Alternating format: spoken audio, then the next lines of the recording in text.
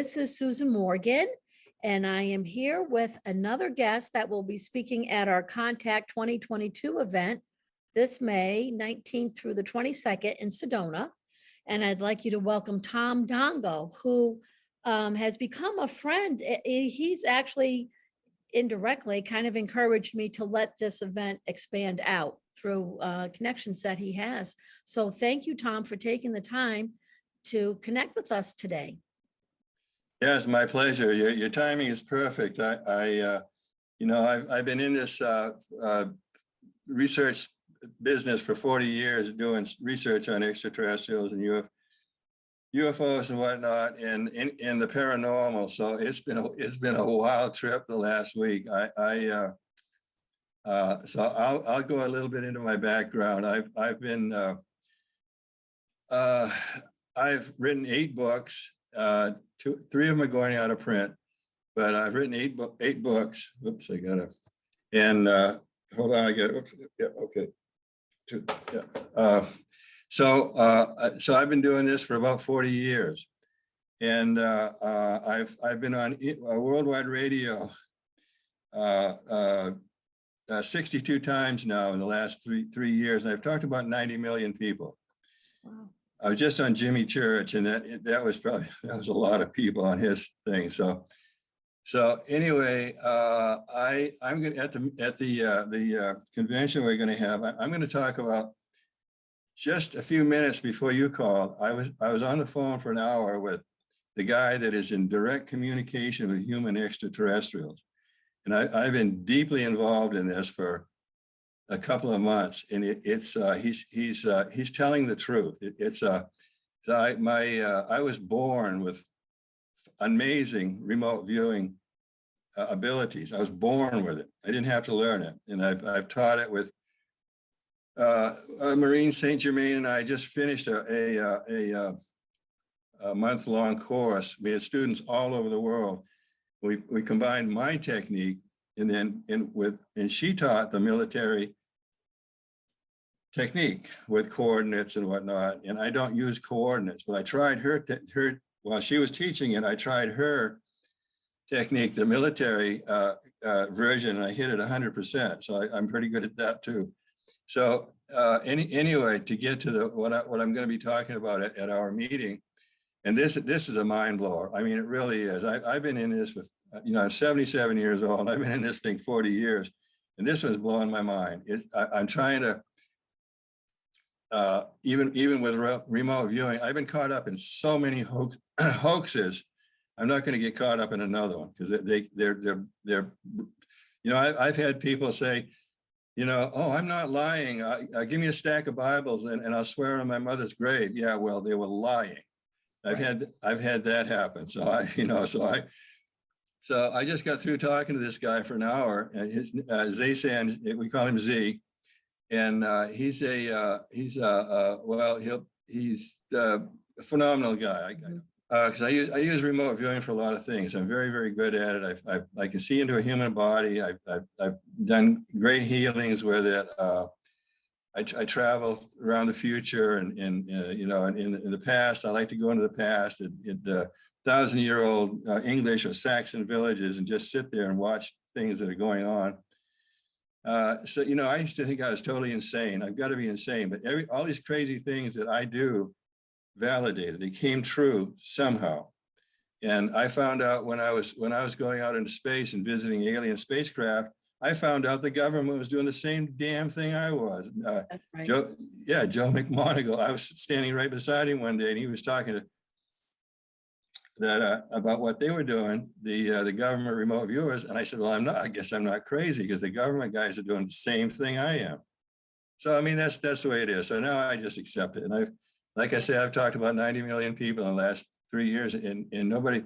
I talk about things I never used to dare to talk. I wouldn't have dared to talk about 5 years ago. Wouldn't have dared to. Yeah, me too. And nobody complains, so I guess I must be right. I must be doing something right. Or it shows that there is a growing interest in this, and that that you could be plausible. And I tell people, don't believe anything that anybody says. We want to have experiences. But that said, I mean, you've written 8 books. You're in the Sedona area, and I know one of the topics of your books is unusual things that happen in Sedona. nobody can disagree with that if anyone's been to Sedona. You, and it, well, I know you just got finished with this phone call, so you're probably not completely, done processing what the phone call you just had with the gentleman in Florida. Yeah. But you have had your own interesting thing in the last couple of months with these other beings. And I'd like you to speak about that just quickly, if you could. Anyway, the ones you were talking about are the people. What I did was, and he didn't mind it, I went over his head to talk to these extraterrestrials, and they're from 73 light years from Earth, beyond the Pleiades. And what name do they go by? Huh? What name do they go by? Well, Z uses Pleiarans, but they never said that they're Pleiarans, but he uses that to connect with them. But they never said who they are, where they're from. Okay. Except that they're 73 light years from the Earth. So anyway, I went over his head because I wanted to make sure he wasn't, it was another hoax, right? I want to make sure he wasn't lying to me. So I was talking to his people, and I showed him, the things that I saw, and I almost bumped into a flying saucer. I had to duck because it was right, I was remote viewing it. And so at any rate, I described the whole scene, and he said, "You nailed it 100%. Well, what is their overarching message? Do they have a message for humanity as a whole, or is it for you individually? No, exactly. No, they have said that they're trying to contact individual humans that are approved by them.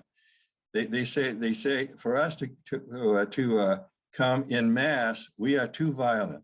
They won't do it because they're afraid of what would happen as a result of their involvement in our affairs. I had an extraterrestrial girl materialize in front of me. I'll talk about this. Yeah. Well, what basically did she look like? Well, she looked about 27 years old. Average, not, a lot of them are physically perfect, but this girl was, just an average person, kind of pretty, So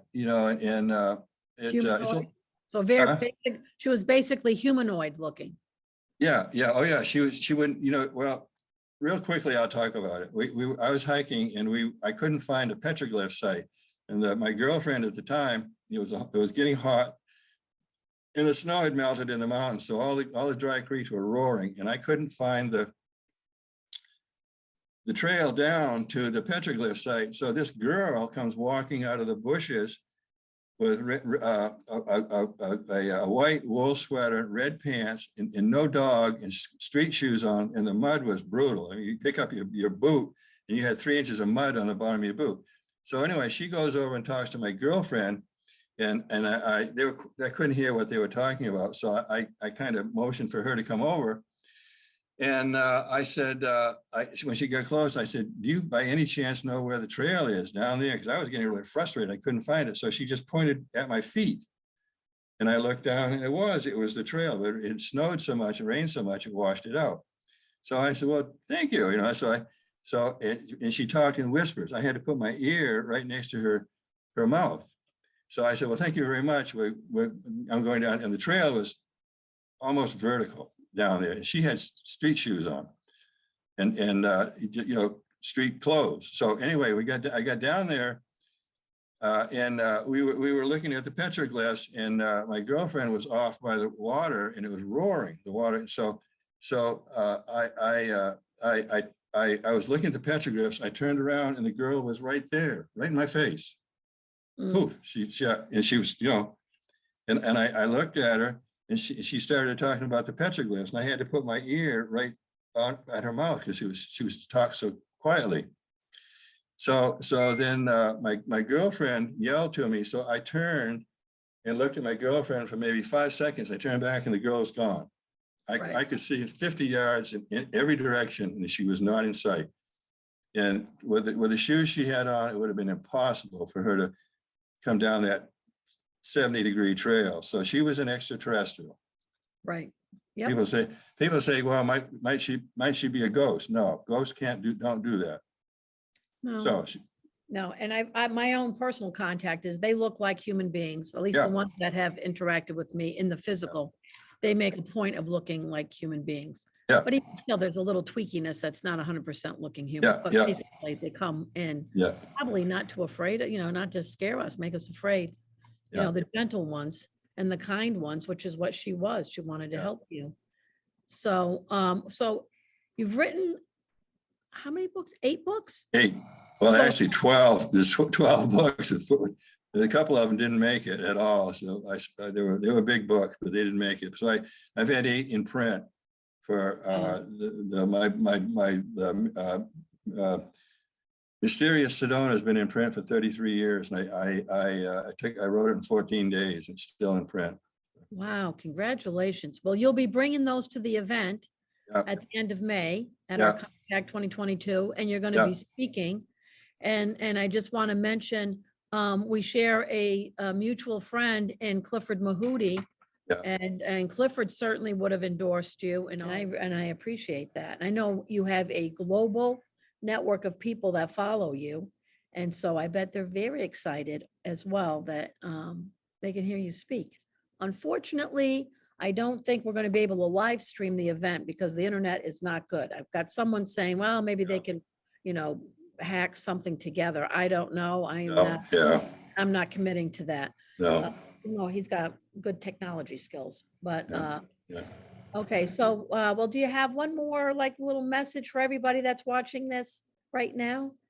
As far as. Yeah, I've been bugging these extraterrestrials, and they know what I want because I've told them, these human extraterrestrials that are here. There's one I can talk to, and I said, photographs and videos aren't going to do it anymore. I could probably walk on a stage with an extraterrestrial and somebody would debunk it. They'd say, oh, that's a hologram or something.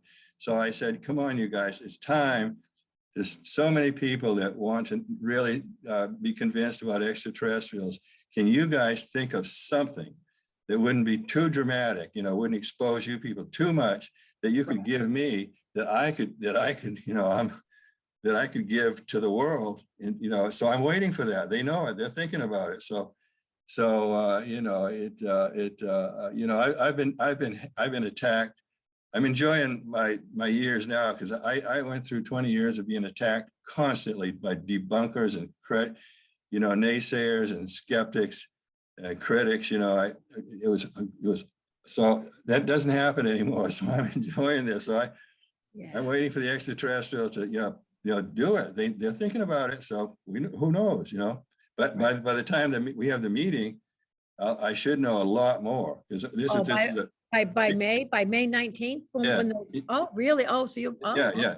Because this is a daily ongoing thing. I just spent an hour talking with Zaysam, and he's an incredible guy. Well, part of my interest in this event is also gathering people that have had experiences. By the way, I plan on doing another one in September. I'll tell you about later. Good. So, mainly calling people's experiences, because we can see there's a lot of common themes and common messages and even what they look like. But then again, they're not 100%. There's also variations. And I find this all fascinating. So, because the more information that we gather and the more people that are brave to speak up, the closer we'll get to the truth of the whole thing. Myself, I've been a lifelong contactee. I'd held no one, not even my family, nobody, up until the last couple of years. And even then, only in the last year that I can even speak about it like this, because I thought it would affect how people looked at me, my integrity or my business, very much my business. And, but, I've had integrity my whole life. A lot of people know me, and even from long ago. And if I can say truthfully that I've had contact, then maybe they'll start also either coming forward that they have had contact, or that just even the possibility that we are not alone. I mean, just mathematically, we could never be alone in all the cosmos. Like, come on, people, just mathematically, and also in comment to, people giving you so much grief all these years. And I commend you on speaking up all these years, because while you were taking it, okay, I was kind of hiding in the closet, so to speak, and not really coming out saying what was happening to me. Anyways, you deserve Thank you for that. You know, I spent so much time researching human extraterrestrials. I know about the humanoids too. I'm not that interested in them. I know a lot about them, but I spent so much time. It almost seems like I live with human extraterrestrials. I spent so much time studying them and all the stuff I know about it. I seem to be more at home with them than I am with us Earth humans. So, I mean, in my own life, most of my experience, not all, but most of my experiences are, they were protecting me. yeah, I was being protected. So not only are they kind, they were actually physically protecting me from danger. yeah, right. So I need more people coming out also saying, you know, the positive interaction with them. So, well, I really look forward to the whole thing. And thank you very much for Tom for doing Yep. this. My And pleasure. My yeah, pleasure. and I look forward to May 19th through the 22nd. And everybody, if people want more information, do you have a website or anything?